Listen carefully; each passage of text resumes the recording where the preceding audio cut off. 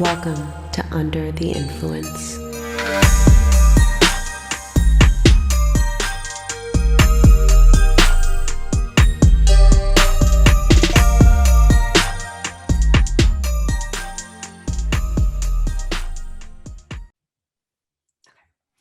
Hey everyone, welcome to this episode of Under the Influence. Today our guest is Flynn McGarry, head chef and owner of the restaurant Gem in New York City.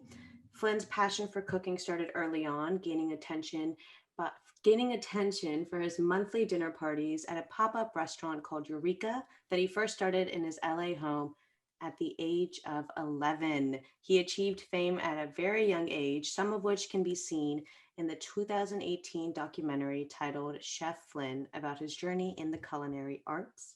Welcome, Flynn. So good to have you here. Thanks for having me. So how are you, number one? Good. It's been a strange year, but I've been holding in surprisingly well. I've been enjoying having a year of essentially a completely different lifestyle than I've had for the past 10, Yeah. which has been kind of an interesting experiment. But kind of just started to work again, and now all restaurants in New York just got shut down again. So back to having a lot of time off, which is great. A lot of touching Great. then. Yeah. Yeah. I mean, yeah. It is what it is. Yeah. I'll find the good in it. Yeah, definitely.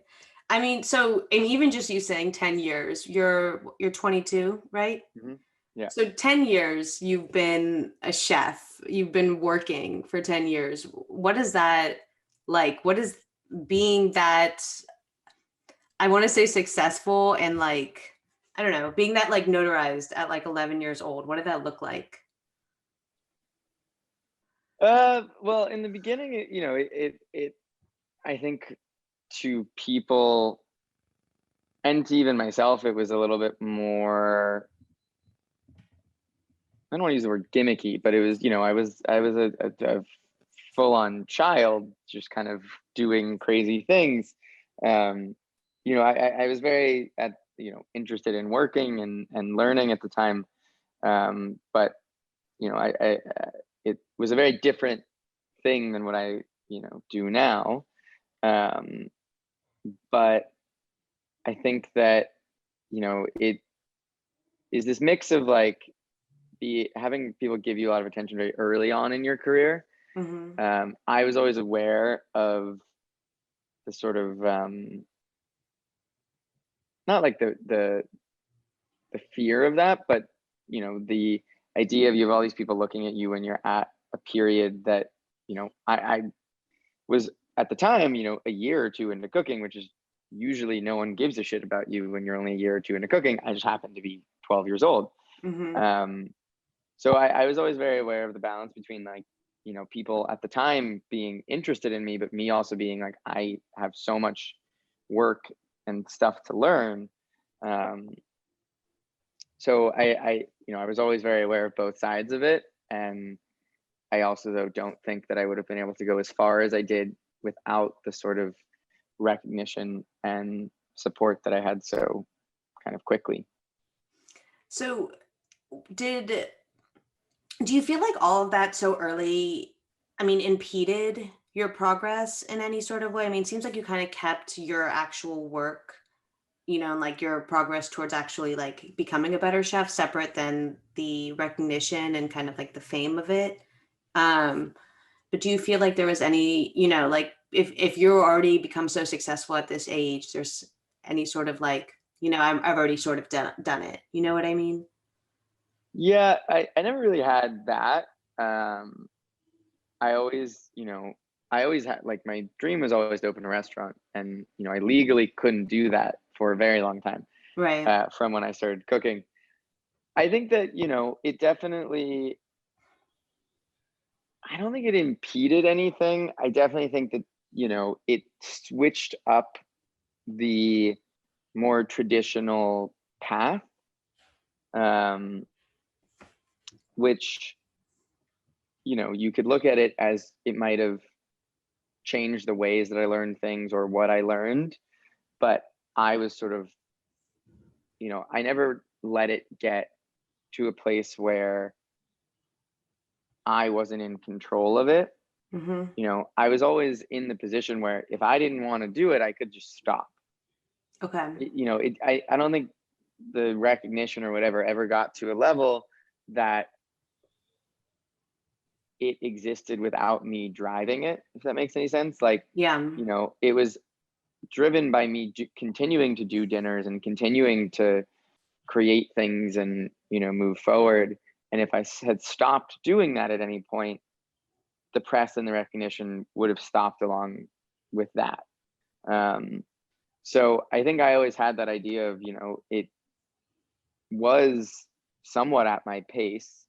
And I never felt that it sort of overtook me learning. Mm-hmm.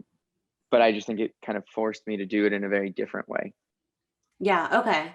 How did it impact other parts of your like learning and growing at that age? That's such a like formative time, like a middle schooler. Yeah. It definitely impacted all of it. When I was 12, my mom forced me to read Outliers, the Okay. Malcolm Gladwell book. Yeah. She kind of was like, this will explain to you what's wrong with you. Um, but there's this whole section in it. I remember reading about, prodigies. One part of their brain becomes overdeveloped, thus leaving another part, other parts of their brain and their lives underdeveloped. Mm. And I would always notice this when I would do, any panels or the fuck with like other like talented children. Mm-hmm. And I remember so frequently being like, wow, I'm thinking they're so weird because in that regard, like, I think I got really lucky with the industry that I chose and the people that I sort of was surrounded by. They were all so focused on making sure that I was like, understood there are other things in life other than just like your career and the things that you do. It definitely had to be forced on me. Like, I was very like, if everyone just let me kind of run free and think exactly what I wanted, I would probably go the direction that all of those other kids that I saw of, like, the piano prodigies, the math prodigies, whatever. They were all so, all they know is math, all they know is piano. That's all they do. That's all they can think about. And all they're surrounded by are people who that's all they know, that's all they think about, that's all they talk about. I was surrounded by like cooks, which cooks are like degenerates. They're like, most of them entered cooking because they like failed out of school, or like, the industry is a lot more diverse and interesting. And so I think that helped kind of continue to not let me ignore all of these other sides of life. I definitely think that, having the level of responsibility at 12 and 13 years old that I did, Mm-hmm. definitely creates a really, interesting outlook of responsibility, what I expect of myself, and I don't think I didn't realize I had on any of those things until, one, I started going to therapy, which if anyone does anything at a young age, I recommend you do that right away. But also just kind of when I got to a place where, I've had the restaurant now for 3 years, Mm-hmm. and I put, my entire life and whatever was sort of focused around this idea of I want a restaurant one day. And then once, I've been living in that reality long enough, is when I think you start to see all of these holes in your thinking and how that sort of obsessive, idea of I need to do this thing Mm-hmm. and I will do whatever it takes to get there, Mm-hmm. is it's one way to live life. I think the more that I see, it's not the most sustainable way to live life. Because I even remember, when the restaurant opened, I obviously had the thought of like, this is all I've wanted for 10 years. Now I have it. Yeah. What do I do now? Mm-hmm. And I think that sort of shock, which even took me 3 years to realize I was actually going through, of like, when you dedicate all of your formative years to, I'm not saying it was 100% just that, but even 75% that is committed, like, to think that I've committed the past 10 years of my life to an idea that I had when I was 12 years old. Yeah. I'm not like, I am so happy I did it and I still love it. And I don't think it was a mistake whatsoever, but it's a crazy thing to think about, that like Yeah. I made these decisions about my life when I was a fully unformed human being, but being so determined by them, kind of like messes with everything else, because then you get to a place where I'm like, I've committed to doing this idea, but it's okay to not do that, or all of these things that people don't really tell you. And um I think that doing anything very early on, and committing anything early on, is just like it needs to be thought of as like somewhat of like a journey, which sounds kind of stupid, but like the idea of like, to say, when I was 12, I decided I wanted to do this thing. Obviously, I ended up doing it, but also, things could have changed, and there could have been a reality that I didn't end up doing it. But I ended up doing it and enjoy it. And as you realize things and change, I think that idea of growing up and like learning who you are and what you want in life and whatever, that you go through the same way, or if you go to college and when you graduate you have that sort of thing. Mm-hmm. I'm sort of going through that exact same pattern a little bit, Mm-hmm. just with much higher stakes. Okay. And it's just sort of, I've just sort of committed to accepting those higher stakes and being like, I'm growing up learning what I want and how to, work on the things that I want to work on and live the kind of life that I want to live. I'm just doing it with a business and employees and all of that. And, it's really just a constant balance between, those two sides of having to be this sort of front facing person who has everything figured out, who's doing everything, but also to continue to kind of evolve it. And I think that I, kind of ended up making the restaurant very much so that, where the restaurant has changed so much as I've changed so much. And, all of our partners and people kind of that's what people are excited by. And I think that I just, not to turn this into a different answer, but I just got to a place where, that formative period of my life that I lived in such an extreme kind of way is the way that I did it.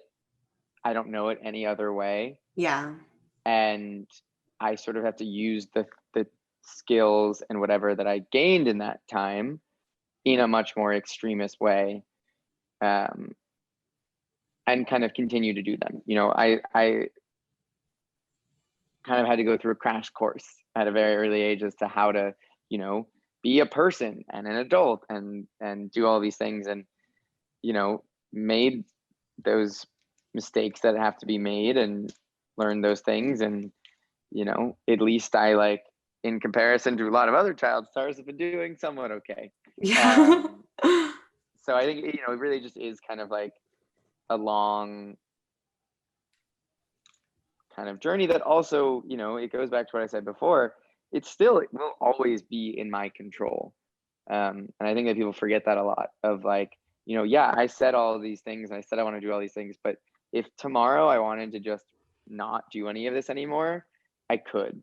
And I think that it's very important, like, especially when you do things young to be aware that like, you know, you still are in control of your life, and like if you're not enjoying it, you can make those changes. Like anyone who is in their early 20s, the same thing of, you know, you're in a place in your life where it really is just you don't have a family, you don't have like all of these kind of other things, and you can really, you know, change your life as you see fit. So the idea of, I mean, you said kind of like talked about responsibility throughout it, throughout your answer. And so I think it's interesting that at a young age that you felt like you had control, where I feel like, uh, I don't know, the idea of control, like, I don't know, I feel like when you're a kid and you're growing up, you don't think you have control because you really don't. There's other people that control your life, you know, your life and your parents or whatever it is, your school, whatever. Um, so it's interesting that you kind of like held on to that belief. You still hold on to that belief that you have control and kind of like run your life by it. You're like, if I want to do this, I'm going to do this. How did you come up with that so young? Like, what was it, because you were able to excel so quickly that you were like, you know, and I did this myself, that I know that I'm in control of it? Or it's just like a mentality you had or something? I mean, it was, I think mostly the way that I was raised. Like Yeah. my parents raised me as like a, you're a person. We are Hmm. like, obviously for a certain period, especially they were in charge of me, but my parents raised me in this way that was very much so like, you know, you need to learn to make your own decisions, and we're not going to make those for you, and we're not going to, you know, you make your decisions and you live with what comes from those decisions. Do you want to go to, like, you know, it was always a thing of like, when I was 10, they'd be like, do you want to go to this school? Mm. Not you're going to this school. And I think that while that can be very stressful as a child, but even in general, like I think it's stressful for people to have to make their own decisions. I think that it's much easier to live a life that people think like that, to go, you know, everything is figured out for me. Yeah. I'm going to go to this school. I'm going to then do this. I'm going to then do this. I'm going to get this job and I'm going to do this. Like, that's the way that my life is going to go. I'm going to Hmm. adhere to that. That is so much easier. And it's not to say that that's wrong. You know, I definitely think that there's something to be said about, you know, people, there's the kinds of people that want to just sort of follow a path. Um, but very early on, my parents ingrained in my head, like, you know, I wouldn't say it's as much this idea of like, you know, you can do whatever you want and be whatever you want. It was said a little bit less optimistically than that. It was said more of in this way of like, you know, there is no path for you. The Okay. decisions that you make and the things that you feel and trust in yourself, those are the things that will create the path for you. You Okay. know, those sort of, I don't know if I want to call them impulses, but you know, those feelings that you have when you're just like, I want to do this. Hmm. Whether that's a good thing or a bad thing, doing it or at least exploring the idea of it, especially very cautiously, um, I think just kind of is something that I always, you know, I was the one to decide, you know, when I was 13 or 14, and there were all these people trying to make like a reality show about me and like turn my family into the Kardashians. I was always the one in charge of deciding whether or not I wanted to do this. Hmm. And I think that that sort of critical thinking is very important towards, you know, making those decisions, understanding the consequences of those decisions, weighing, you know, the pros and cons of all of them. That sort of critical thinking is something that I don't think people get until a much later age, that I was forced to sort of have, because my parents really were just like, this is your thing. You figure it out. Like, Hmm. obviously, we're going to be here and, like, you know, we'll make sure you don't do the worst thing on the planet. But, like, this really is, you know, you wanted to do it, you do it. Like, Yeah. and I never felt that, like, you know, they didn't really force me to do anything. If anything, they were the ones who were like, are you sure you want to do that? It really was like me kind of being like, I have this goal, I want to do this. and then making decisions just to kind of how to get closer to that. And I think that that's where that sort of responsibility comes, is the responsibility that you've made all your own decisions and you have to live with all of them. That I think is sort of the definition of growing up, is like, Yeah. you can't blame anything on anyone else. It is you did it, you got to live with it, good or bad.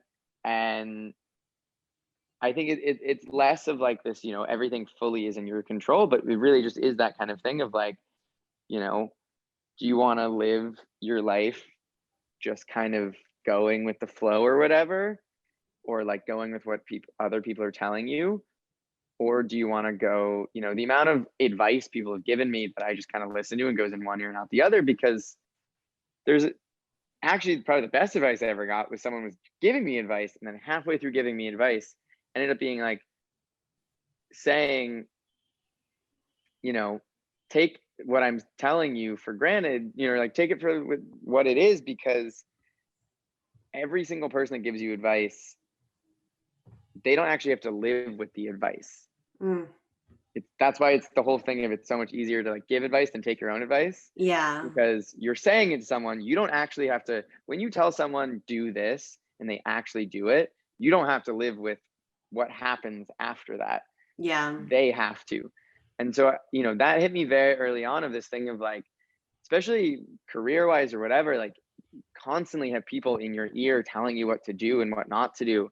But when I just got to this place that was just like, I'm the only person that actually, if this blows up in flames, no one else will want to deal with it. I'm the one that has to deal with it.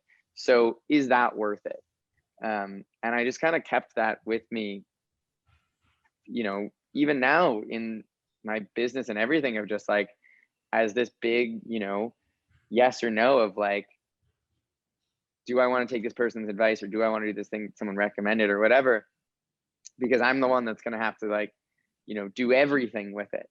Yeah. And most of the times, honestly, that I've felt that I've wavered from that, and I've made a decision that didn't fully come from my own, or I didn't have enough time to fully formulate my thinking on it, I ended up not regretting it, but being like, this wasn't exactly what I wanted to do. And it's just kind of enforced that idea more and more. Yeah. Yeah, I see what you're saying. So when there's so many, I guess, different people that are telling you different things, even I'm thinking like press, like these people, they're not even people at that point. There's just kind of like words that are with your name and headlines, with all these different opinions. Did that, I mean, with that piece of advice that you said, did that, I feel like that's more, I think of it more like career wise, like how you're talking about it, but as a person and hearing all these people just have either criticisms or like affirmations about you, how did that impact kind of how you move through? Were you just so focused like on the career path?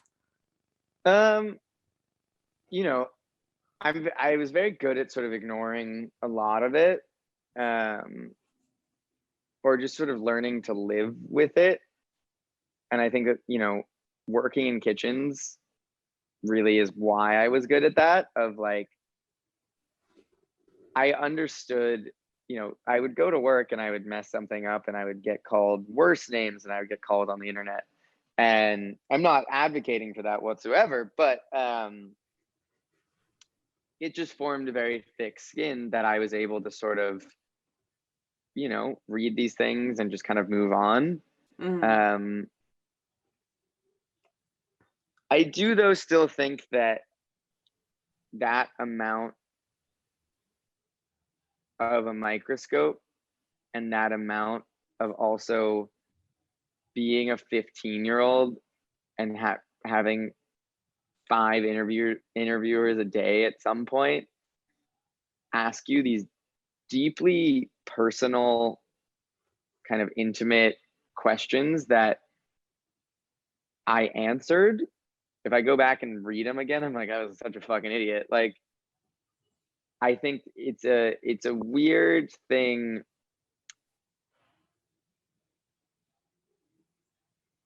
where having to contextualize these very like complicated, you know, like I would do an interview as a 15-year-old asking about how my parents' divorce affected me, and That's having to so inappropriate. Why would they ask you that? people would ask just the most invasive, you know, all these things of like, do you think you're gonna be fucked up one day? Like you've seen, like people would just ask these very insane kind of questions, and I got really good at answering them. And then I realized at a certain point that getting really good at answering very personal questions is not actually dealing with those questions. It's a like a defense mechanism. Like Yeah.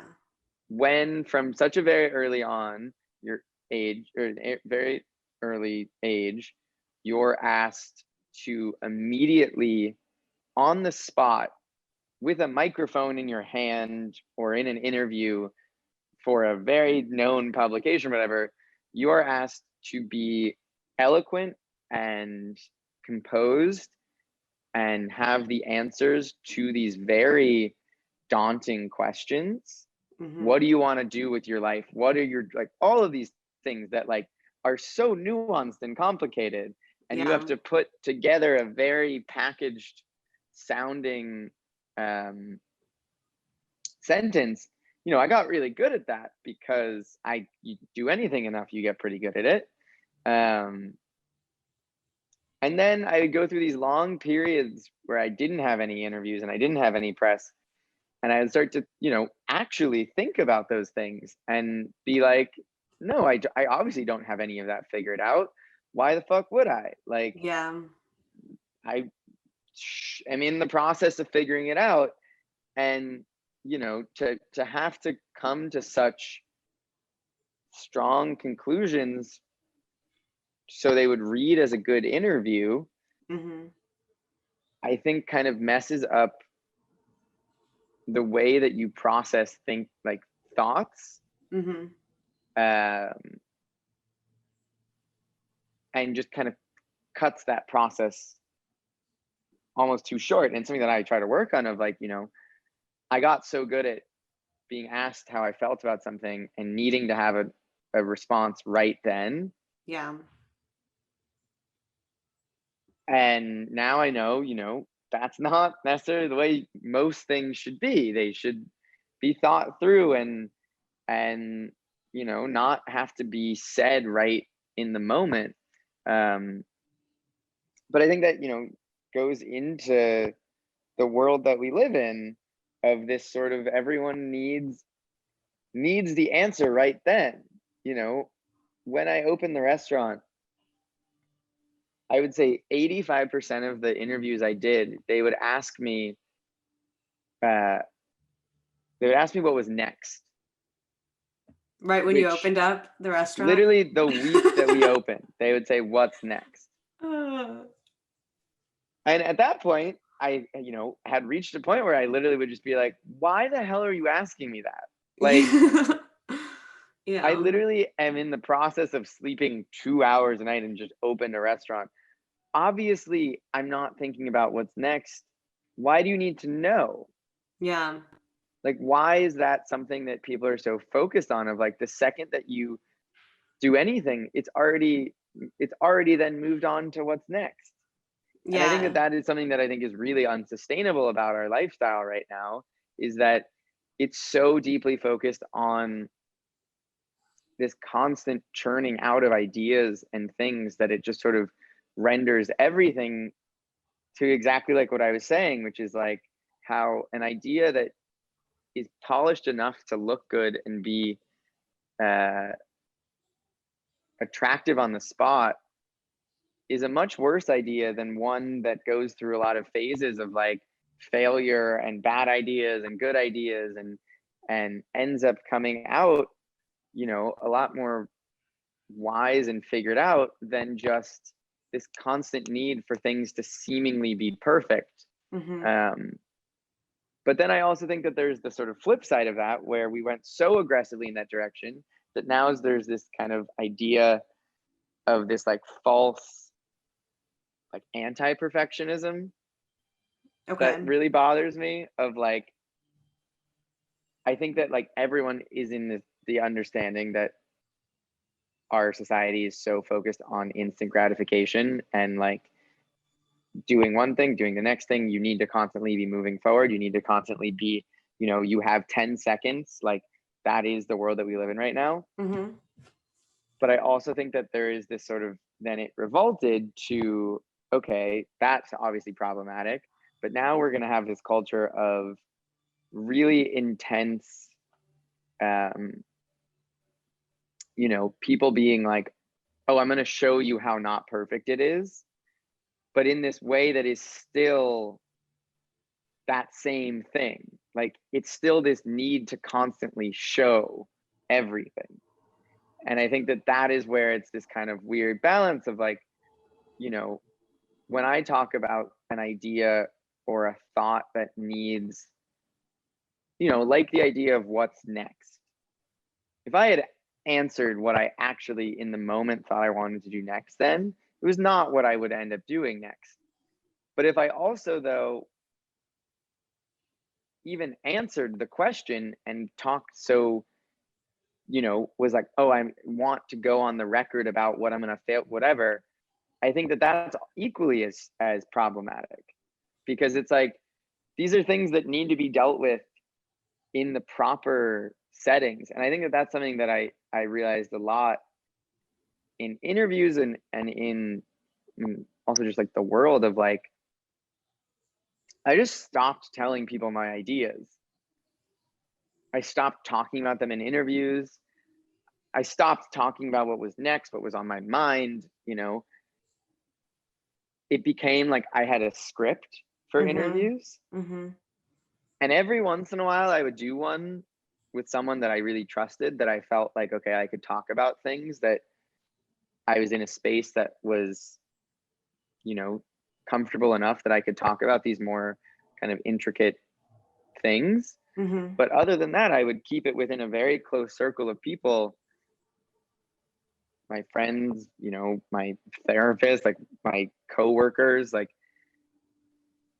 and I just felt that once the idea was fully formulated and I put it out on the internet, or I put it out to a guest, or I did whatever, and I actually waited until the idea was fully formed, Mm-hmm. until opposed to being so excited by having the idea that I Right. needed to share it, I Mm-hmm. felt 10 times more gratification, but I also felt that the idea lasted much longer, Yeah.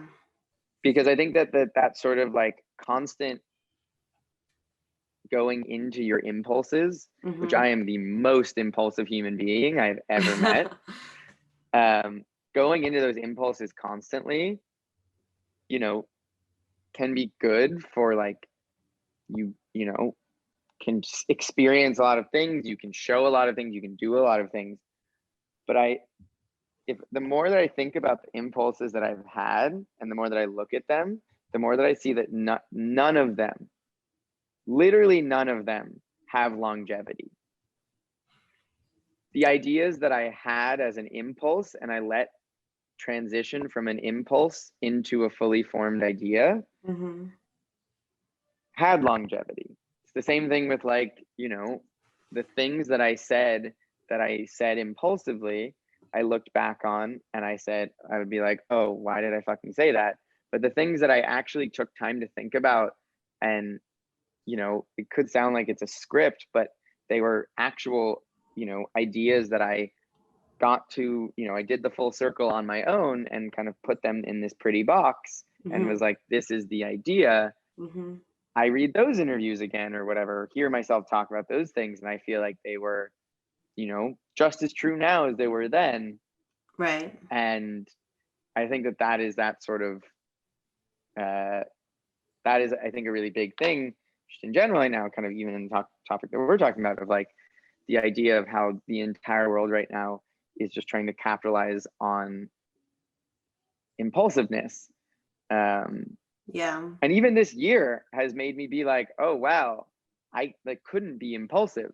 I couldn't Yeah. do anything I wanted to do because there was literally like a blocker. I couldn't, do all these ideas. I was forced to sit with and just think the ideas through for a year. Yeah. And it's so remarkable the ways that I think now than I thought a year ago, just because I just thought through them Yeah. You just sat daily. on it for a little bit. Yeah. I sat with the discomfort of being in that in between. Yeah. Because there, and it is a true discomfort, at least for me, of like when I have an idea, there's excitement. And then when I force myself to not act on that idea and to think through it, it's like a discomfort. But that period, I think, is like something that is just going away more and more and more, of like that period of just like sitting with yourself and like, not distracting yourself or just constantly, using impulses to sort of keep moving forward, um, is something that, even I have never done before. I've never been in a place where I've actually just like, sat still for a year and didn't really do Mhm. anything, Yeah. but I did, you know, thought more and made more conscious decisions this past year than I have ever done the past 10 years of working or even just my life. But from an outside perspective, it looks like I did nothing all year. But in reality, I actually like made all of these decisions and ideas, but I don't even care that it seems like from the outside I didn't do anything, because it's like laying the groundwork. And I think that that is what creates more long-term success and,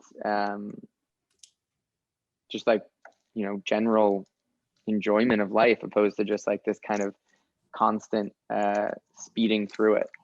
Yeah. I see what you're saying totally. Like I think I had a similar experience where like towards the end of my undergraduate year and like even the year interim, like I guess not interim, like now, like after I've already Still in it. graduated. Yeah, still in it. Where I have all these ideas and I want to do all these different things and I would get excited. And then someone would ask me, and because I'm not like pursuing a traditional job where, if someone's like, what are you doing? You're just like, I work here. And that's kind of the end of the conversation.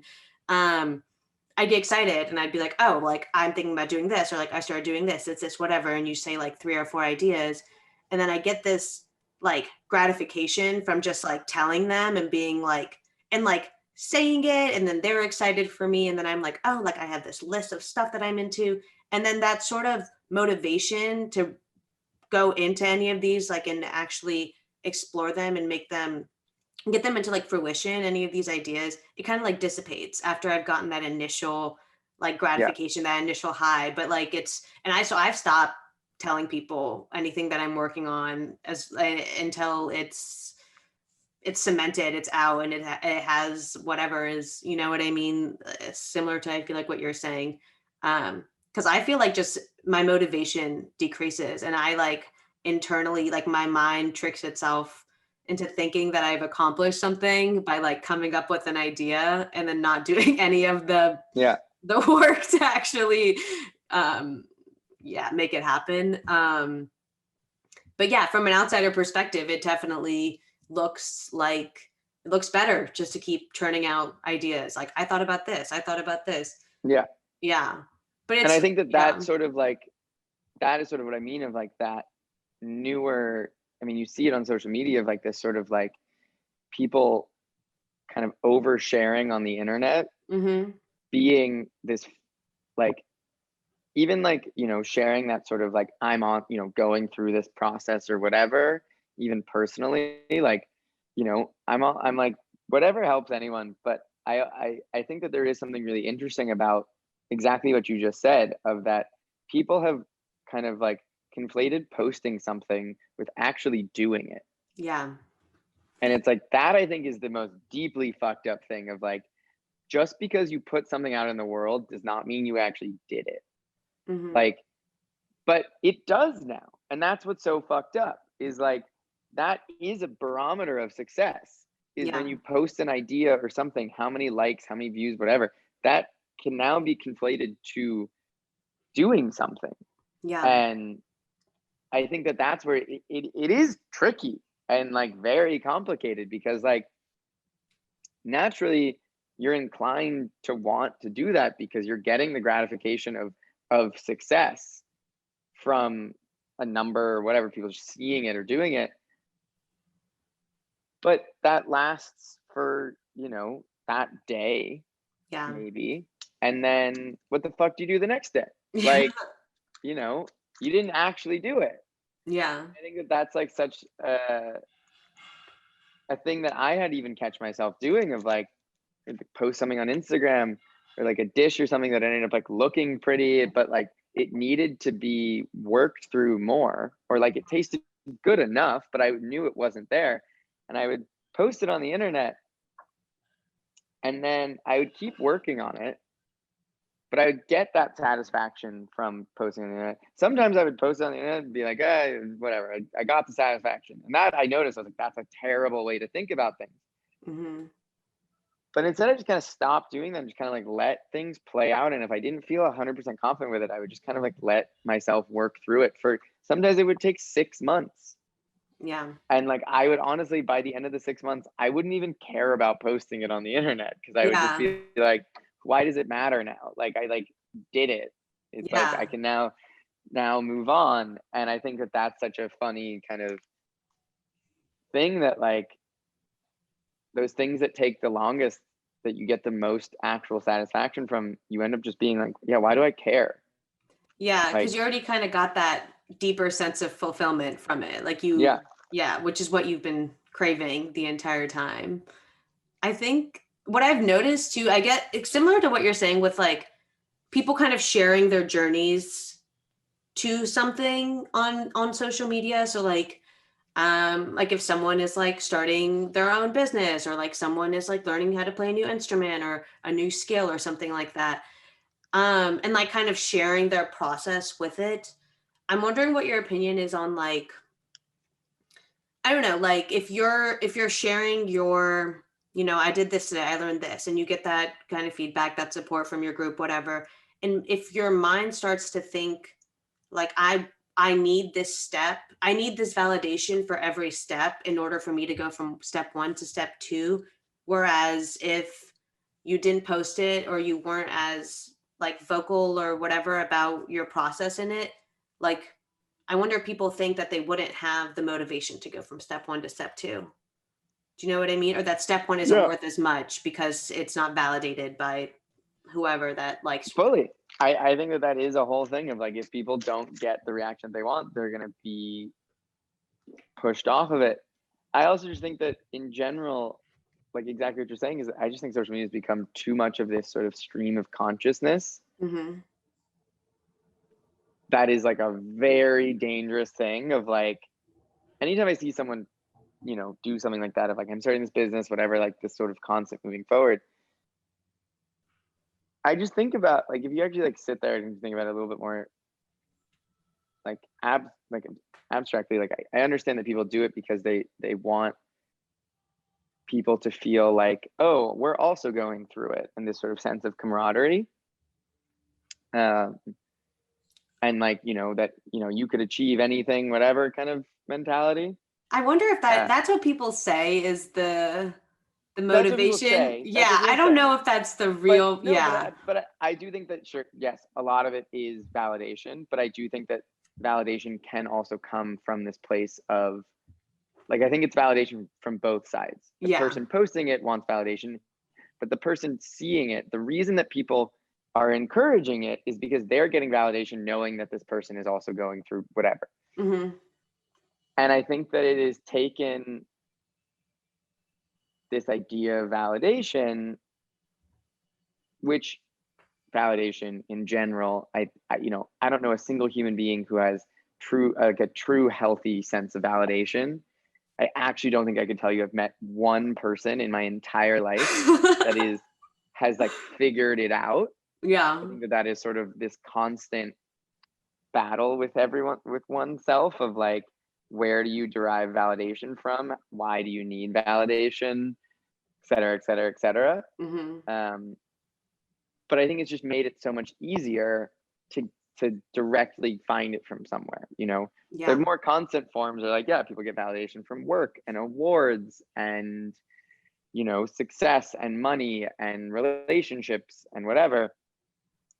those things are all way harder to get validation from than it is to get the validation of someone just seeing you doing something and like engaging with you in truly the most like bare minimum way. Yeah, And totally. I think that it just, you know, I think what you're saying is the reason that people are like, or at least my thinking of it is the reason people fall off so fast is that I get, you know, most of life is this strive for validation. And when you get validation too quickly, you lose that drive because what else are you looking for then? Hmm. You know, you know, in a very, I guess, cynical way, I would say the real reason that, you know, anyone does anything new or whatever is for validation in some way, Hmm. make them feel like they are doing something in the world, you know, uh, whether that validation comes from making money or from fame or, you know, even the validation of like, for me, like I get a ton of validation when I like cook someone a delicious dinner and they like are appreciative of it. I forgot how much that validation meant to me until I started doing dinners again this year. And I was like, oh, I forgot how amazing it feels when I just spent 14 hours working all day and someone appreciated that. Yeah. And I think that like the easier that it becomes to get that validation and the lower your bar is for validation, you know, then what the fuck is that? Like, what are you doing anything for anymore? Like, Yeah. you know, yeah, that's why everyone will probably, you know, have these light bulb ideas, put it out in the world, they get their validation, they move on. Yeah. Opposed to like dealing with that period of not having validation and striving for it. And then once you get it, but why would you do that? Like, I also get it. Why would you do that if it's so much, if it's easy to get the same, you know, that instant feeling of validation and gratification? Like, why would you do the thing that's 10 times harder and takes 5 times as long when you could do something a lot easier and it feels, you know, or at least to you, because that's all that we really know anymore, Yeah. feels the same. Like, you know, that's what I think is really weird is that I think, especially the kind of generation, I guess, like under us, Hmm. that sense of validation is all they really know. Yeah, totally. And so like, how are they expected to want anything other than that exact, you know, moment to moment validation? I always say like when people are like, you know, my generation is the most fucked up, I'm like, well, I think we're fucked up because People say that yeah, all about the our time. generation, really? That like we just have the most issues out of the most anxiety, the most like all of these things. And I honestly think it's because we are stuck in the middle. Yeah. It's not all we know, but it's easy, but it's like you're stuck between this thing of like, you know, it's like that, you know, bliss, ignorance is bliss of Yeah, like, totally. if all I ever knew was the validation that came from social media, is that unhealthy? Sure. Would I know it's unhealthy? No, Yeah. because that's all I knew. Hmm. But to have that sort of lexicon of like the understanding of, but you know, that also just comes from like being, you know, reading about other things and like learning about the past of like how people forever looked at validation and how, you know, even I guess a similar example to validation would be like celebrity. You know, how much harder it was to be a celebrity 50 years ago. There Yeah. was only like 100 celebrities.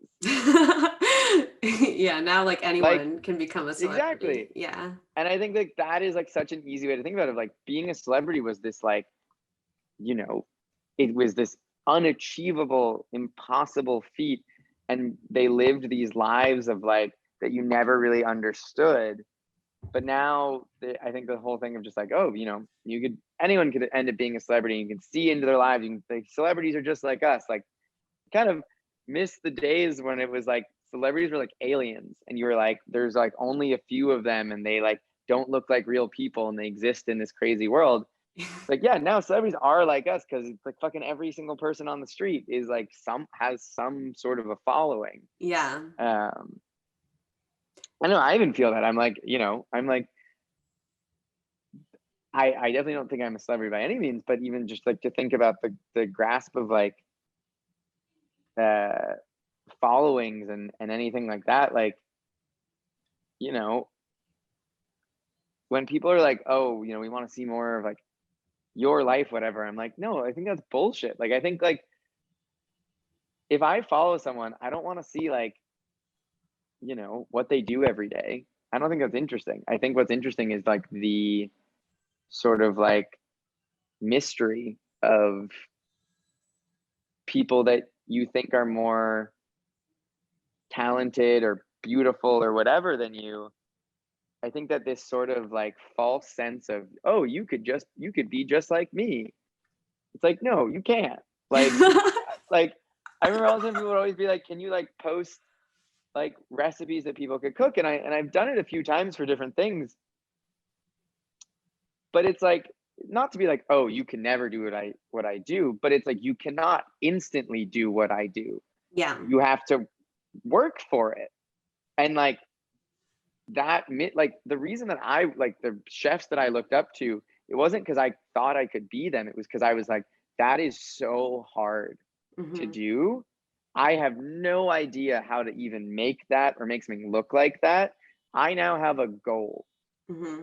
But like, I think that like to be like, oh, you could be just like me by like making this very simple thing that takes not a lot of skill or knowledge, or you could, call yourself a chef. Like, and I even got in trouble about this, of like people would get all mad at people calling me a chef because I didn't put in the work. I never really cared about being called a chef or not, but honestly, I think this sometimes of like, you know, I meet people who are like, I'm opening a restaurant. And I'm like, cool. Like, we had an intern come one time who was 18 years old. He told me that his goal was to open a restaurant in the next year. And I was like, how long have you been cooking? And he was like, a year. And he was like, well, I like, you inspired me so much to open a restaurant when I turned 19. And I was like, well, you're kind of reading into that wrong.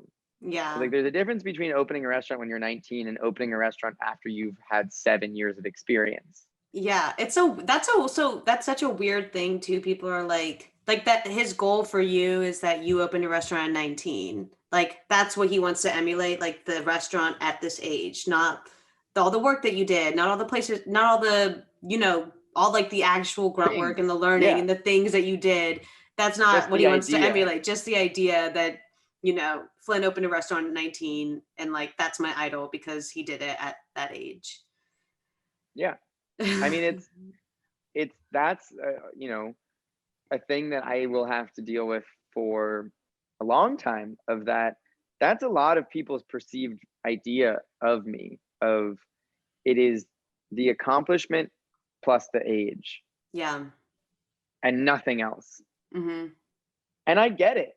It makes a good headline. Like it, looks good. It's punchy. It's exciting. It'd be much less interesting to write a headline that says like, Flynn McGarry opens a restaurant after, putting in 8 years of work and, After doing working all, really hard.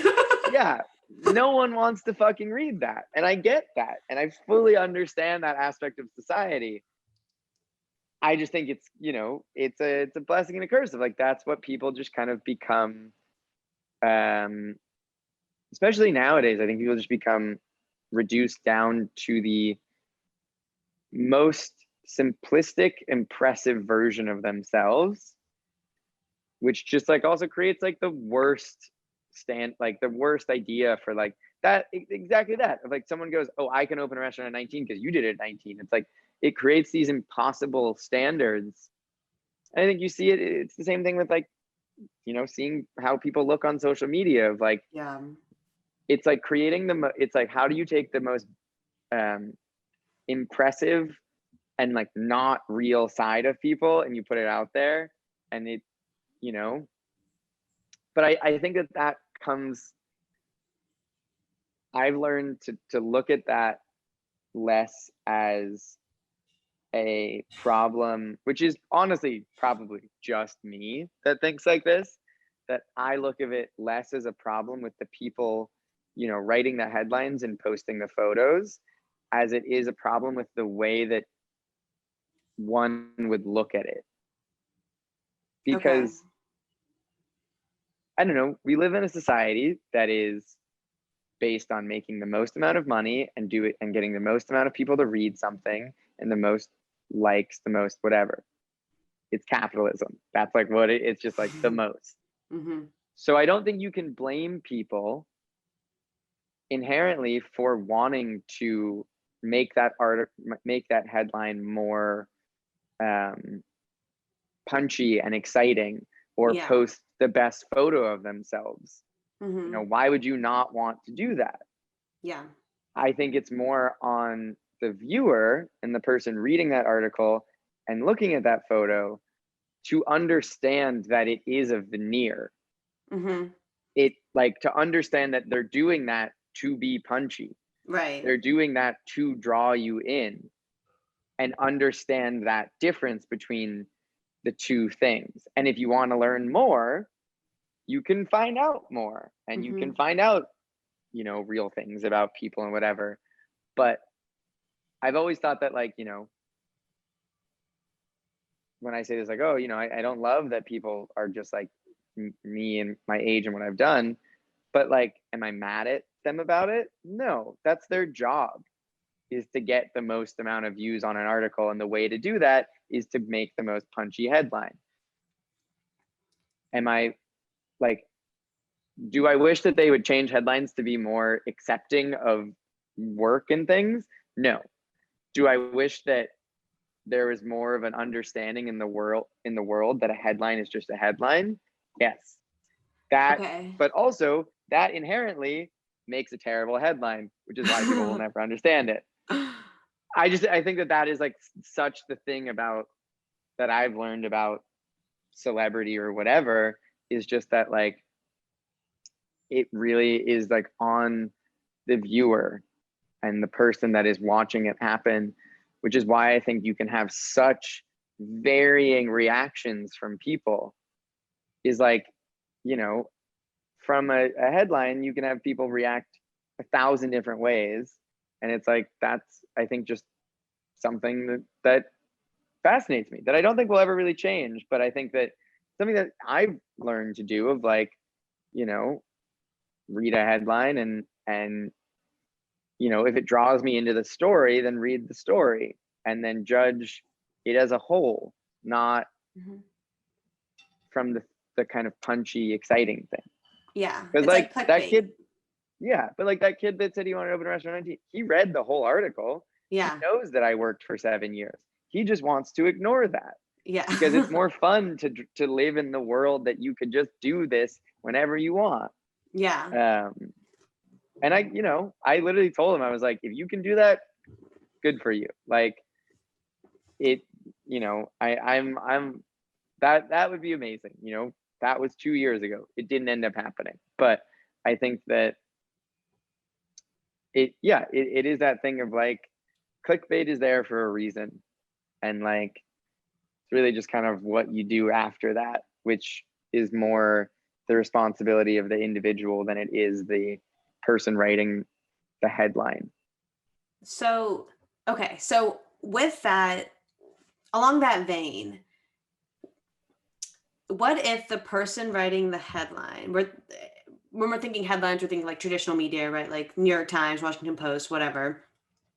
If the person writing the headline and the person consuming the headline are the same person, like in social media, where the person creating the story is also a consumer as well as a content creator, a user, whatever it is, right? So then who is it up to? Because it's who's the responsibility to understand how to I guess interact with the content. Like, have you seen those things that are, they're always on social media? It's like, social media is not real. Don't believe everything that you see on social media. But then people that post that also post things that are not like real as well. Like people will post like an edited Facetune whatever picture, Yeah. and then 3 days later be like, yeah, don't believe everything you see on social media, whatever, blah blah. But then if you really think that, then wouldn't you post things that are more authentic? Or do you see what I'm saying? Yeah. No. I think that honestly, the way that I would read into that would just be Mhm. like, this person knows what they're doing. Okay. Like, in a very cynical, that's not a good thing for society. But like, I think that the whole thing about social media is it gets rid of, there is no responsibility. Mhm. It's the fucking Wild West.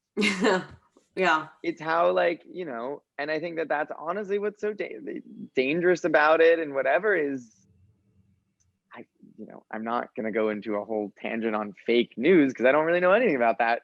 But like, that is, I think, the perfect example of this is that when one person on social media posts something, it gets read as fact. Mhm. Whereas in reality, I always like to think of social media as like a town hall meeting where like people just say crazy shit constantly. Someone's Yeah. probably right, something there is right.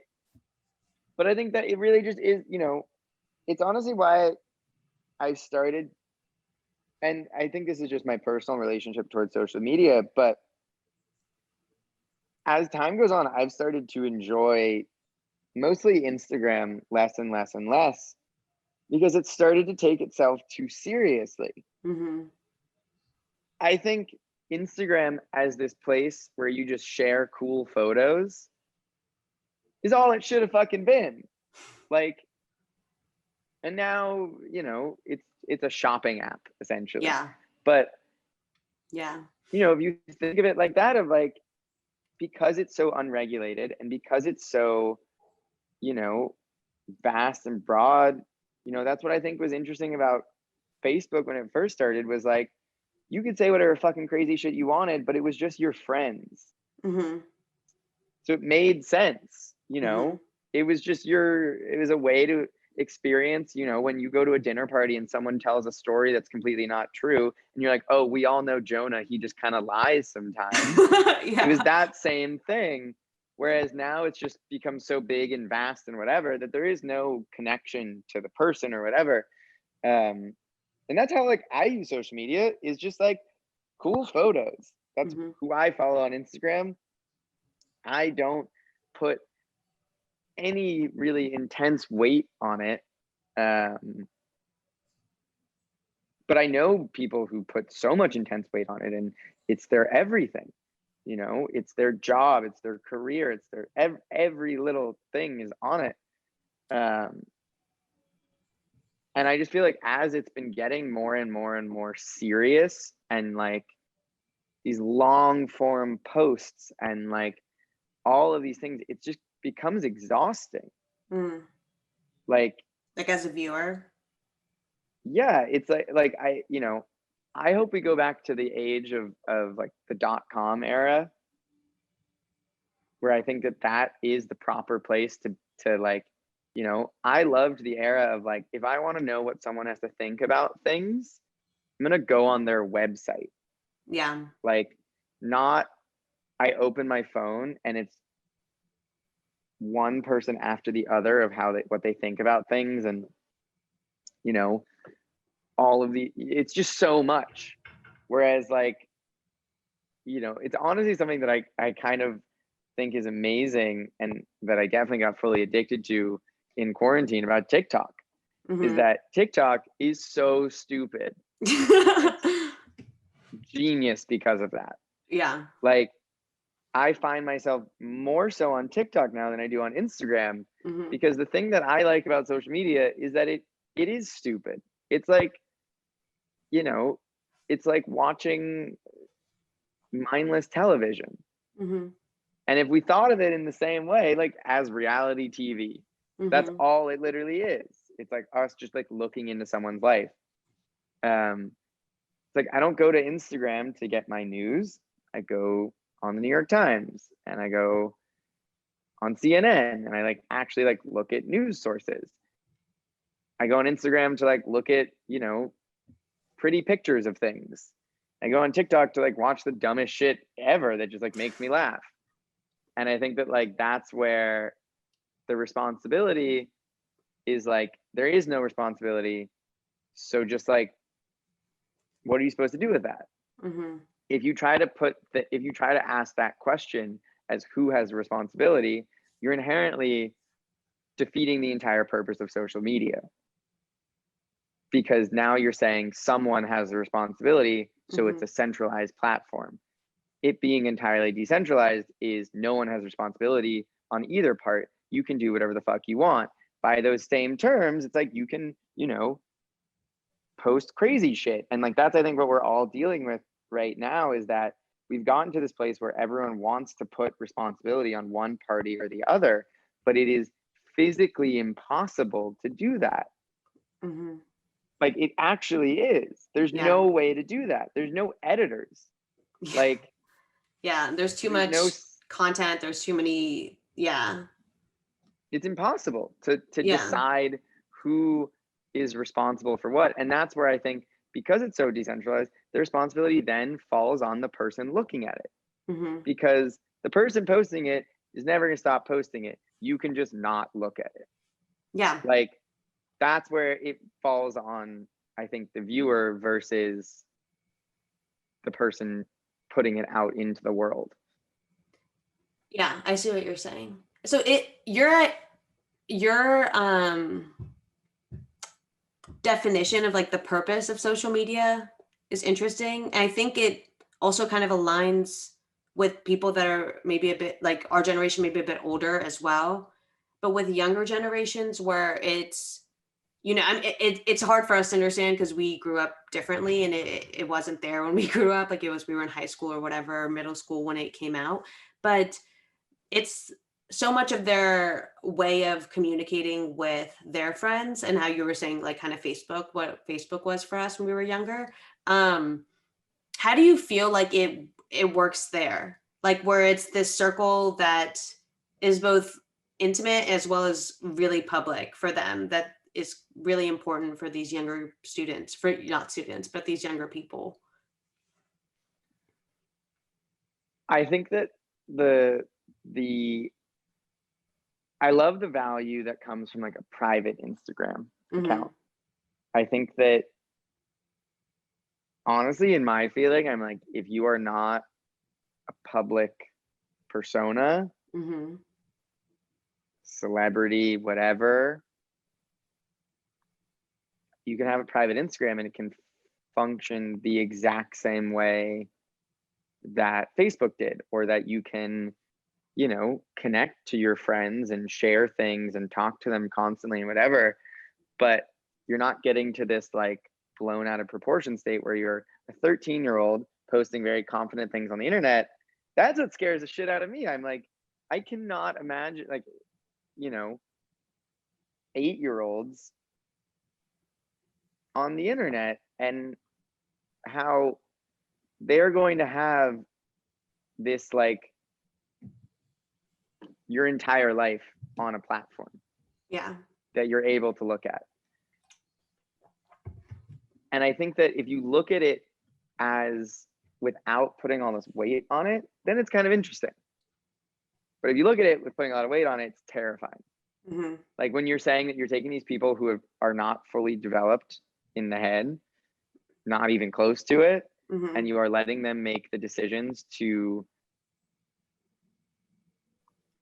comment on someone's, like that's what I think is kind of crazy, is that like a 12-year-old could comment something that's a complete lie on someone's Instagram and someone would believe it. Mm-hmm. Okay.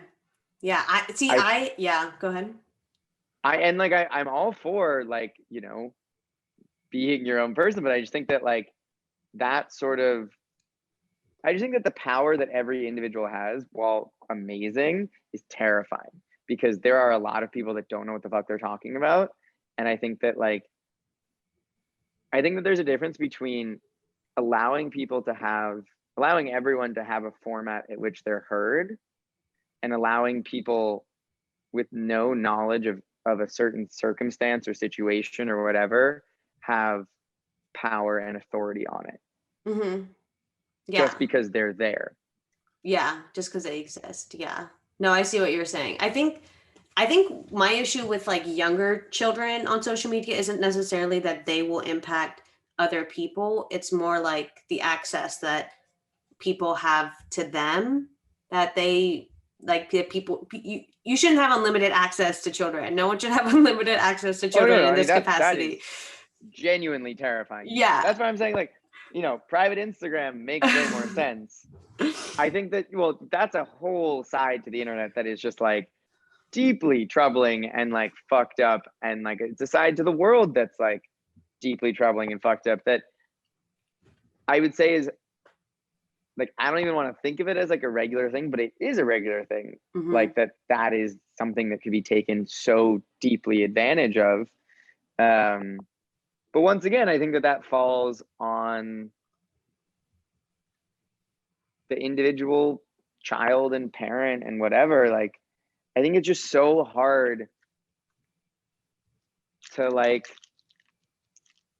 control anything like that. Like, I don't know, like I remember like there was a point where like when I was a kid with like, parental controls on TV and stuff. Yeah. And my parents literally were just like, we just don't care. Like, just like, don't like do anything stupid, but like, I had parents that were very like, discover everything, figure, like, you'll learn it eventually. Why are you waiting? Mm-hmm. Like, we'll watch a movie with a sex scene in it when you're 7. What's the point of like not knowing things, whatever?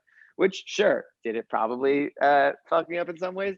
For sure. But like the counterpart did, I'm sure, did the same to other kinds of people. And I think that that's where it, to ask that question as to like,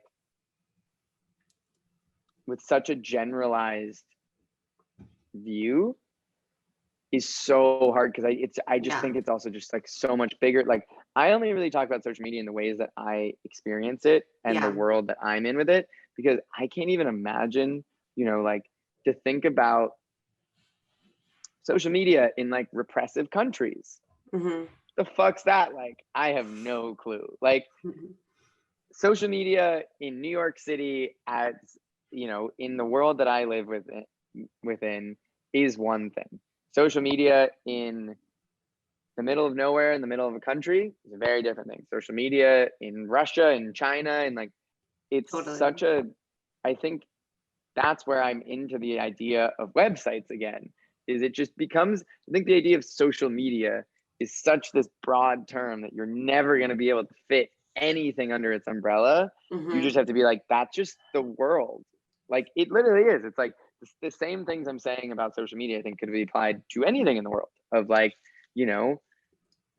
whose responsibilities it is, who you look for, and like the same thing of like, control and all of these things. Like, there are things that the world has struggled, not to go out like flop, but it's like, these are issues that the entire world has struggled with forever, Mm-hmm. of, who decides what, who's allowed to do what, all of these sort of systems and things. And I think that social media is just like a way to look at that really clearly, and to look at all these dynamics. And I think it's why, like, you're sort of like able to look at these issues that the world kind of has much clearer, because it's right there in front of your face, Mm-hmm. opposed to like it being a little bit more of like an abstract idea. Like, we feel all of these things when we're on social media, whatever, but those are just, I think, like, general existentialist issues of like that question of, when I feel hurt by something, or I feel whatever, if I, read something that isn't true, whatever, is that my responsibility or is that their responsibility? Mm-hmm. You can't answer that question. Mm-hmm. Like, that is literally like that's philosophy. Like, these are like things that like are like Yeah, I see what you're saying. debated until the end of time.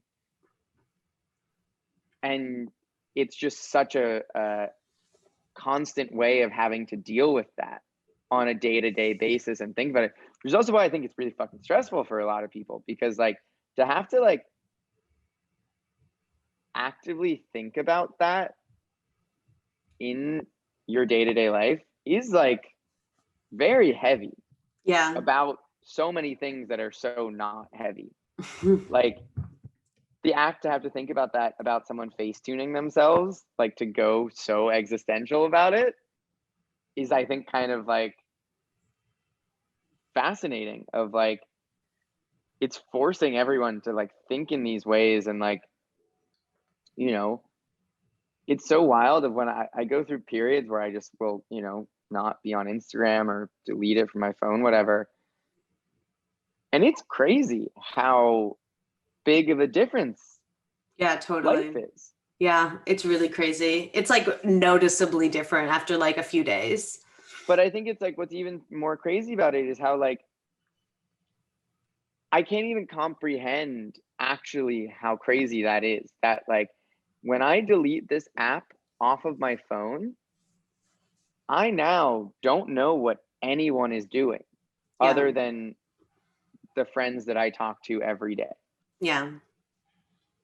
That is such a crazy thing of like, if you think about the like, mental health repercussions that come from all of those things, Mm-hmm. I think honestly, like social media, as people talk about it with such like whatever, it's jokey, whatever, but like it has a serious impact on everyone's like mental well-being and like, you know, either you can look at it with like a sense of humor and like how like I've learned to look at it, that's very much so just like cool pictures, whatever. But every time I feel myself sort of going a little bit more into it, I'm like, I need to pull away from this. But it's also so hard Yeah. because people use that as every form of communication now. Yeah. You know, my friend like DMs me more than he texts me. I'm like, can you text me? I don't have my notifications on. Yeah. You have my fucking phone number. Like, just text me. It's easier. Yeah. Like, can we go back to these more, centralized, smaller ways of communication and whatever that like, instead of, I just think it's like, because it is so hard to delete it because then you miss out on so many good things. Like what? Like I like I don't know, good things is the definition, but like, how would you know about that this restaurant is doing this or that this concert's happening or that, you Mm. know, uh your friend had a baby. Like there are so many things that are and so much information that is to be found on it. I've learned so much about designers and things that I like and different chefs, whatever, by being on Instagram. And I've learned, I've gotten so much good from it. There's also a lot of bad to come from it. And I think that that's where it's really about, having a relationship towards it that understands both sides and, goes when it gets addicting, I need to pull away. But it can be good for so many things. And like, I just think that the more and more that social media, its whole algorithm is just to make you more addicted to it. And it's like, Yeah. I think it's just like, how does everyone fight becoming more and more addicted to it is an impossible thing Yeah. because like, I even had to go through this where like in quarantine, I like we found myself like in a TikTok hole for like an hour and a half of just like nothing. Yeah. And I'd be like, I literally talked to my friend about this. I was like, what the fuck did we do before when we were bored going on TikTok? She was like, I don't know, like, we read or like we like watched a TV show or like something that was like you were It just like experiencing, sat and like thought. yeah, opposed to just like numbing your brain, which I do think sometimes you need to do. Hmm. It's just the matter of how often do you numb your brain. Yeah. And I think too, there's other ways of getting out of your mind and like not having to think and like taking a mental break that have existed prior to like smartphones and like social media that aren't so like irresistible in the same way. I've experienced something really similar with TikTok where like I had to delete it, and even when I deleted it after I was on it for so long, I like kept re-downloading it. Like it was so intense, the drive to have TikTok where I like downloaded it, deleted Yeah. it, download, delete it, and like 14 times a day. And I was like, I don't know what to do. Like I can't. I don't know. So It yeah, I don't yeah. know. It's I look, I also like I feel like anytime I talk about any of these things, I always need to be like, I am not trying to say I have any of this figured out. I definitely think that my relationship with social media can verge on unhealthy, can verge on, looking for gratification, all of these things. I think it's such a new thing in our lives that like we are the first generation to have to deal with all of it's the earliest phase of it. Yeah. Phones have been around for hundreds, like 200 fucking years. Like we are in the earliest phase of this huge thing that to at least be having asking the questions is important. But like, I'm not trying to say I have it figured out whatsoever. Yeah. None of us, no one's going to have any answers until it's like in the Been past, until around you're, for years and years and years and years and years, and like yeah. have made all of the mistakes and all the things on it. And Yeah. it's Until like, it's too late. yeah, and I think Yeah. that's where like I always go back to this place like you look at it as it's a tool and look at it kind of lightly, not as like this like oh if I have a somewhat unhealthy relationship towards social media, it's the end of my life. Yeah. Obviously people have that, and that is like a real kind of problem. But I think if you look at it in the same way I look at anything of like I could have an unhealthy relationship towards recently I found I had an unhealthy relationship towards playing tennis. I was just playing tennis too much. It Mm. was like I just like was like this is like whatever a way to get my brain to stop or do something, and I like you know reeled it back, and but it's this constant wavering, going back and forth and back and forth and back and forth until I'm like maybe when I'm 50 I'll figure it out. But I do think it's interesting that everyone I know is asking all these same questions more so than any other form of their life. You know, I know Yeah. friends that are more concerned about their addiction to social media than like they're probably drinking too much. And I'm like, you know, you gotta figure out which thing here is more deadly in the moment. But I think that because it's so prevalent, so constant, it does make everyone reflect on it every single moment. Yeah. Yeah. I think too, within this past year where everyone has been forced to like be at home and like your whole day and your life has really changed, as well as so many, like in the US, just like so many things going on like politically and socially, that you're unable to go outside. So one, you're already kind of inside on your phone, whatever, using whatever entertainment. But then there's all these things going on where you want to be tuned in, and there's so many like things that are that require or that are calling for like individual, like what is it called when you step into something, like individual, like volunteering, individual commitment, whatever. Like it's not like I guess everything people can contribute to anything, but it's not like it's snowing, right? And that like we can do anything if it's Yeah. snowing, that sort of thing.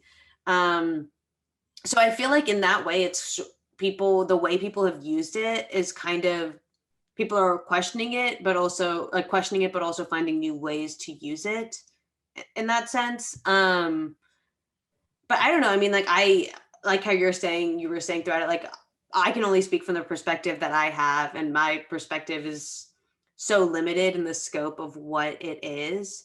And I feel like my direct concern with it is just how it is impacting, and like stuff that you were saying we're not going to know until later, but like how it's impacting people that aren't developed. Like I mean, like our brains aren't even fully developed. Like our brains won't be Yeah. developed till like 25, 26. So like, but you as someone that like, I don't know, like I feel like when you're younger, you don't have exposure to the whole world. You don't know about the whole world. There's like psychological like things that are going on where like it's hard to even like understand what empathy is and like see past your own perspective and like things like that.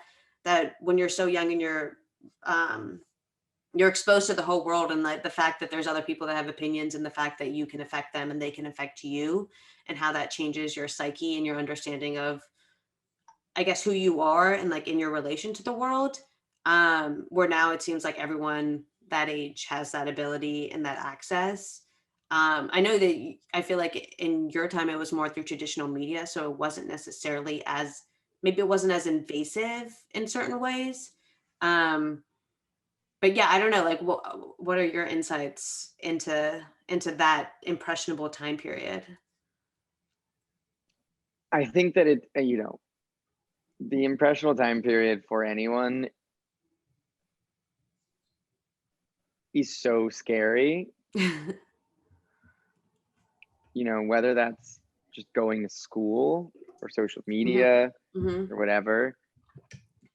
And it's such a hard thing to even, for me to even just comprehend. I don't know, like just to think about that period in your life and how much you're learning so fast, that I do think that on one end, there is something actually really beneficial about having so much access, because you can learn so much more when you're 12 and 13 years old than you can now. Hmm. Like,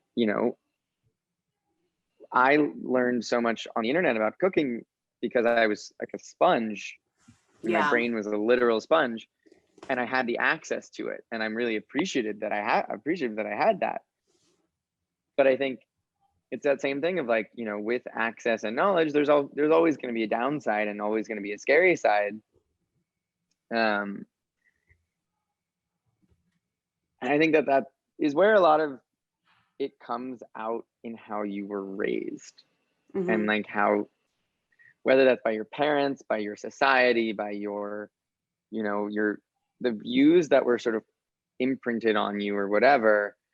I think that that's where, I have friends with younger siblings that like, like my friend has like a 14-year-old brother, and she's like the sanest human being I know, and they have amazing parents who were raised really well, of like this way of like, you can experience whatever, but like, they were still very good parents on top of that. And like, he 14 and like has an Instagram where he just posts photos of different cool bugs that he finds, and like only follows like, Cool. bug people. And That's like, cool. That's really cool. it's super cool. And like, I think that there is this whole thing of like, giving some more credit towards 12-year-olds, of like, he could go to a bad side or Hmm. whatever, but that's not what he's interested in. And I think that social media just exacerbates anything that's happening in the real world. Hmm. And so I think that the kids that are gonna, are interested in one direction, whatever, in the normal world, Instagram just, or whatever social media just, makes that times 100. Yeah. And so I think that that's what's dangerous about it, is it's adding, you know, gasoline to the fire that is being 12 years old.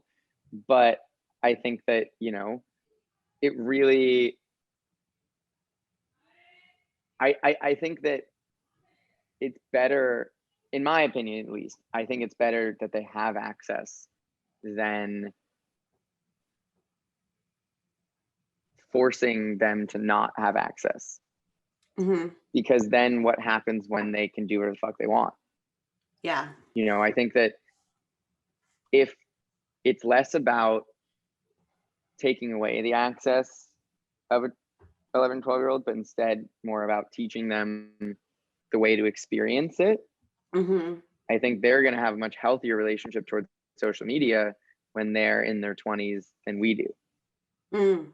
Because when you get the access immediately, there's no one telling you what to do, then you can just run with it and do whatever the fuck you want. But when you get the access, but at the same time you're being taught about, how to experience it and how to look at it and how to watch it, I think that that's where you could end up formulating a much better relationship towards it than someone that's just sort of dives right in head first. Yeah. Yeah. I think that's a great point. I haven't thought about it like that. I mean, there is so much that you can learn from it. And I think that's a very positive, and hopefully I hope it holds true that the I could be generation. wrong. Yeah, I I mean, could fully we be could all wrong. be wrong. Yeah, Here, but I have to plug my computer in very quickly. It's dying. okay. I need to go in 10 minutes, by the way. Okay, yeah, no problem. Yeah. So yeah, no, I was just saying, yeah, I agree with you. I think we're all, I don't know if it's something to agree on, but I don't, yeah, it's a point I, that is not a point that is, yes, it's a point that is not a yes or no. I think it's a hope. yeah. And I mean, yeah, it'll be interesting to see how their understanding of it, since it is just something they grew up with that already existed, that it isn't so, maybe it isn't so mystical, and like our understanding, and it makes me feel like I'm kind of like really old, the idea of like, oh well, they didn't grow up like I did, like what are these Yeah. kids gonna do with these phones, like oh my god, like oh, and But but also they, they, we're not that different. yeah. We grew up with a bunch of shit that like we probably shouldn't have seen. Like I I mean, we think grew up like with the fucking you, internet, so that's yeah, one huge, yeah. yeah, it's kind of the same thing. And it really is like, I remember when I was 12, I had friends that had problematic relationships towards the internet and would, like I never was the kind of person who would go on like a 12-hour YouTube hole or like Mhm. any of these sorts of things. But I think that was just because it was the way that my parents talked about the internet to me and the Mhm. way that like then I experienced it and it made my own decisions about it. And I think that that's where it could be applied to anything, like it could be applied to children and matches. Like it could go really badly, but you know, if you use it properly, you can light a candle or you could like burn a bunch of shit down. If you like, it's that close of a comparison of like, it comes down to the not, I mean, and I think my view on not parenting, whatever, but like raising is like there, to go, no, you can't do this. Like, no, you can't have social media. No, you can't do this is only going to make the relationship 10 times worse once Once they they have feel access. free. Yeah. I mean, it's like anything. It's like, I know so many kids that their parents were so like, you can never drink, whatever, blah, blah, blah, blah. And then they got out of the house and they like, you know, got their stomach pumped because they didn't understand how to drink properly. Mhm. Like, I think, that extremism is, could be equated to anything that is problematic when people are kind of forming themselves. Yeah. Yeah, I totally see what you're saying. Um, yeah, so I mean, all that to say, I hope that they will have a better idea of navigating it. I feel more confident after talking to you that they will. I'm Um, glad. I'm glad that I could, knowing absolutely zero 12-year-olds in my life. yeah. I'm glad that my theories on this could make someone feel more comfortable. Yeah, I don't know the youngest person I know is maybe like 15, my cousin. I should talk to her, Yeah. and see what And she I'm thinks. sure, honestly, she'll probably be like, have a much more interesting outlook on social media than like any 24-year-old you talk to. Yeah, I feel like a lot of us will have similar ideas, and Yeah. she might offer some new perspective. Yeah. But yeah, so thank you so much for joining me today, Yeah. Flynn. Thank It you. was such a pleasure to talk to you. And thank you for everyone that has listened to us chat. I hope you enjoyed this episode of Under the Influence. And Flynn, I'd love for you to have the last word. Anything that you want to leave with the listeners? Yeah. I'm Flynn McGarry. Um, I have a restaurant in New York called Gem.